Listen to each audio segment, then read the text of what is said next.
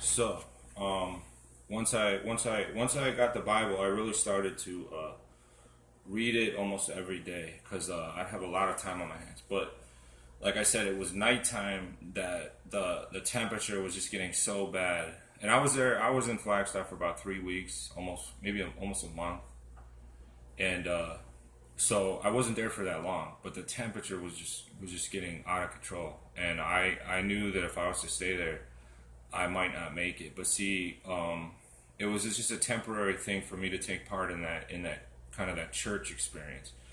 Going to Bible study in the morning,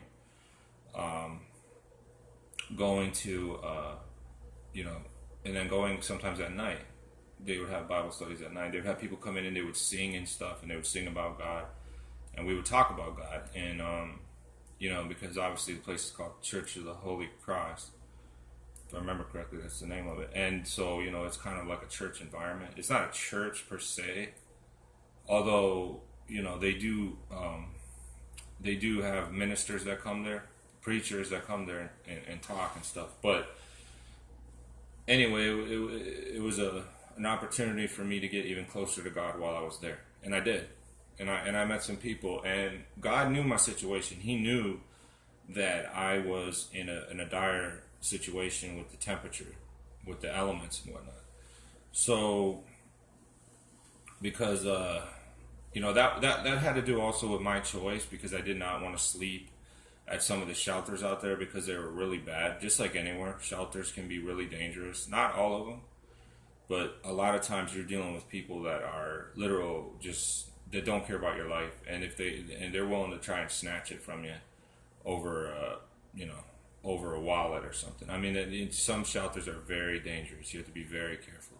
Not all of them, like I said. There's some that have security. They're very well organized, and this one that the Church of the Holy Cross, they do have a shelter program, but I didn't take part in it. But there's the other shelter that they had, that they actually let people come in there while they're on drugs, like literally right after they injected themselves with something, or right after they smoked, crack, or whatever. I mean, crystal meth or whatever. They let them come right in because they didn't. So you can imagine what that place is like. So and then there was horror stories about that place too. So I knew better than to go in there. But anyway, I was definitely in a dire situation because I didn't want to sleep with the shelters out there, and I did, and the temperature was dropping, and it was probably going to drop to below zero, or around zero. I don't know what it was going to go down to, but it was going to go down. I can tell you that much. And 15 degrees was about all I could handle. That's about all I could handle, sleeping outside at nighttime. So you can imagine it would rain too. So you'd have the wind chill and the rain factor. You'd get wet. Your clothes would get.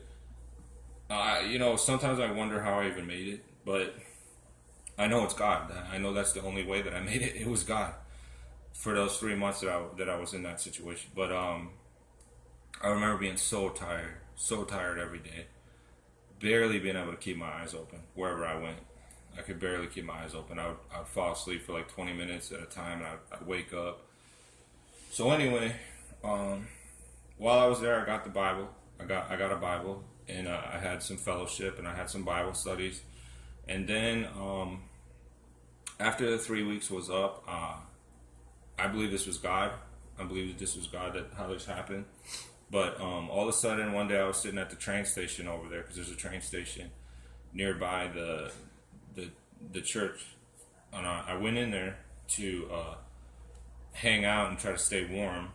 And one of the guys that was somebody that also went to the shelter that I would go to eat at, that I would just go there to eat at and do the church, the Bible studies and whatnot. He actually asked me if I would like to go with him to California, is what he asked me. See, but I didn't want to go to California because I don't really like California, that much personally. That's just me. I just don't like it. So what I ended up doing was I recommended that, hey, why don't we go somewhere that's still warm, but that isn't, Arizona, but that's nearby. So, and even maybe that we could get some good jobs at, because I thought maybe there'd be some good jobs out there to get.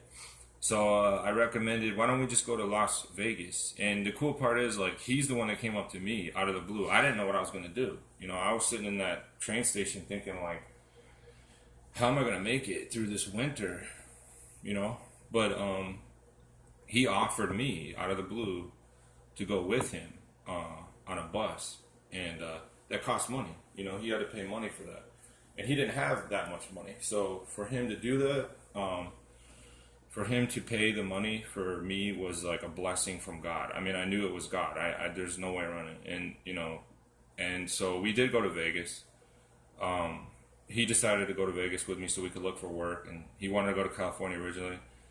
And I think he did end up going to California because we split ways. Once we got into Vegas, we split ways. But so I was able to get out of that weather. And it was a miracle. It was a miracle. I didn't have any money at all. I didn't know how I was going to leave Flagstaff and get out of that cold weather. I didn't. But another miracle took place. And that's what I'm telling you guys. God is always there for you.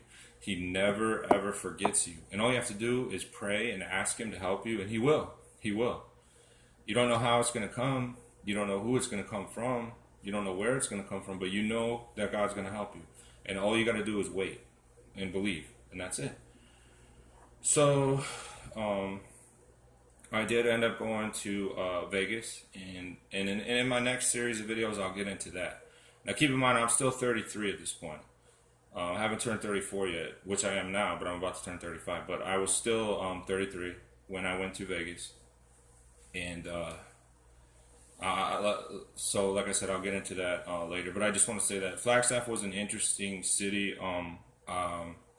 I probably wouldn't want to live there again unless I had a lot of money. Let's just put it that way. Because there's only pretty much two ways you're living in Flagstaff. You either got a lot of money or you're homeless. Because if you're homeless, you can go anywhere you want.